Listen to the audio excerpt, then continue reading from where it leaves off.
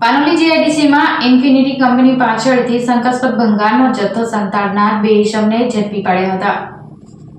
બનાવની વિગત અનુસાર પાનોલી પોલીસની ટીમ જીઆઈડીસી વિસ્તાર ઇન્ફિનિટી કંપની પાછળ એસએસ પાઇપના ટુકડા સહિતના ભંગારનો જથ્થો સંતાડ્યો હોવાની ચોક્કસ માહિતી મળી હતી.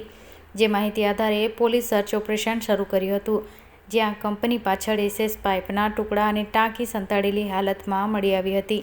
જે ભંગાર જથ્થો લેવા આવતા પોલીસે સંચાલી મહારાજા નગર, શ્યામકુમાર જગદીશ તાંતી અને અંદાળા કુલીનગર ખાતે રહેતા કિશન ભલા બારિયાની પાનોલી પોલીસે 15 ફેબ્રુઆરીના રોજ સાંજે 5 કલાકે ઝડપી પાડ્યા હતા. પોલીસે તેમની પાસે એસએસના ધાતુના પાઇપ અને ટાંકી અંગે જરૂરી આધાર પુરાવા માંગતા બંને ઇસમો ગલ્લા કરવા લાગ્યા હતા. જે આધારે જથ્થો ચોરીનો અથવા શંકાસ્પદ રીતે કે પછી છળકપટ રીતે મળ્યો હોવાની શંકા સાથે પોલીસે 41(1) મુજબ ગુનો નોંધી 25,500 રૂપિયાનો એસએસ ધાતુનો 170 કિલોનો જથ્થો જપ્ત કર્યો હતો અને બંનેની વધુ પૂછપરછ આરંભી હતી.